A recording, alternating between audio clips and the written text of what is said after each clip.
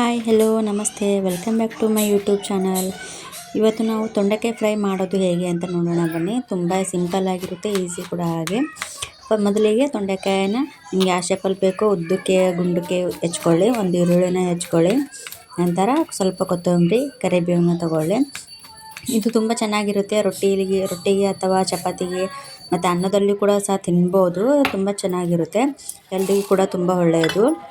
ಒಂದು ಹಿಡಿ ಶೇಂಗಾಕಾಳನ್ನು ತೊಗೊಳ್ಳಿ, ಹುರ್ಕೊಳ್ಳಿ. ಸ್ವಲ್ಪ ಹುರ್ಕೊಂಡು ಪುಡಿ ಮಾಡಿ ಇಟ್ಕೊಳ್ಳಿ. ನಂತರ ಪ್ಯಾನ್ಗೆ ಎಣ್ಣೆ ಹಾಕಿ ಬೆಂಡೆಕಾಯಿನ ಫ್ರೈ ಮಾಡ್ತೀವಲ್ಲ ಆ ರೀತಿ ಒಮ್ಮೆ ಫ್ರೈ ಮಾಡಿ ತೆಗೆದುಕೊಳ್ಳಿ ಅದನ್ನು ಒಂದು ಪ್ಲೇಟಲ್ಲಿ.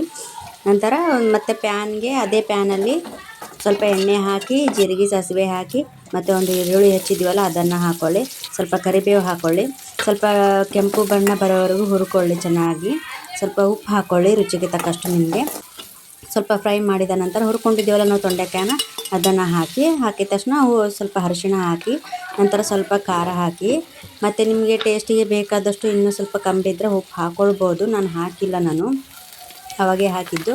ಈಗ ಸ್ವಲ್ಪ ಗರಂ ಮಸಾಲ ಹಾಕಿ ಸ್ವಲ್ಪ ಚಲೋ ಫ್ರೈ ಮಾಡಿ.